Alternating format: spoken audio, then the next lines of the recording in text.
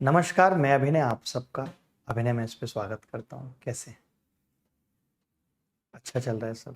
कोई टेंशन तो नहीं दे रहा? मैं देखता हूँ अक्सर जब लास्ट महीना बचा होता है तो वो भी बड़ी टेंशन देती है, क्योंकि आप थोड़ा सा पढ़ाई में बिजी हो जाते हैं।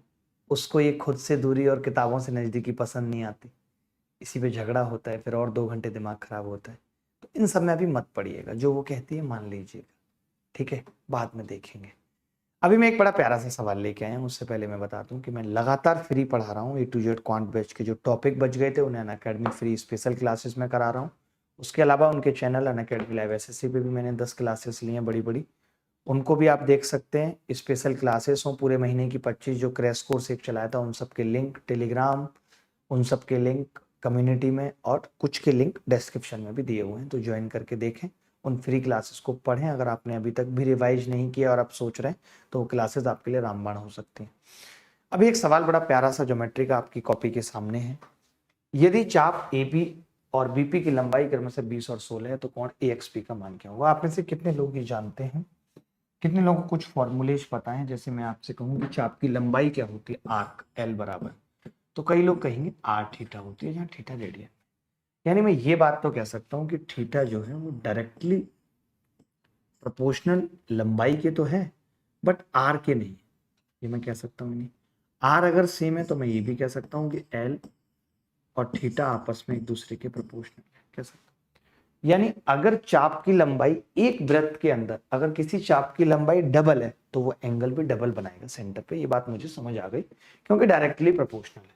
इस टर्म में मैं आपको एरिया ऑफ सेक्टर भी बता देता हूं, आजकल बड़ा पूछा जाता है। हाफ एल आर, एल मतलब लेंथ ऑफ आर्क और आर रेडियस है अगर एरिया ऑफ सेक्टर पूछा जाए तो। बट यहाँ पे ऐसा कुछ नहीं, ठीक है? मैंने बस इसको इससे मिलाया, तो मैंने कहा कि अगर ये 20 है और ये 16 है, इसका रेशियो है 4 पंजे 20, 4 चौक 16, 5 4 का, तो ये एंगल भी 5 4 हो, यानी ये 5 के और ये 4 के हो। बात समझ रहे हैं? ये एंगल भी क्या होगा, 5 के और 4 के होगा। Is it correct? सवाल में अब मैंने कहा कि अगर ये 4K है और अगर मैं इसको इससे मिला रहा हूं, मैं ये भी कह सकता हूं ना कि टोटल 9 के मिला के 180 होगा, क्योंकि लीनियर पेयर एंगल है, रेखीय युग्म कोण। तो के आ गया जी 20। अब आप बताइए, अगर के 20 है तो ये एंगल 80 आ गया, और सेंटर से अगर टेंजेंट को मिलाएं तो वो ऑलरेडी 90 होता है। तो ये 90 और ये 80, तो ये बचा कितना, 10, क्योंकि त्रिभुज के तीनों कोणों का जोड़ क्या होता है, 180।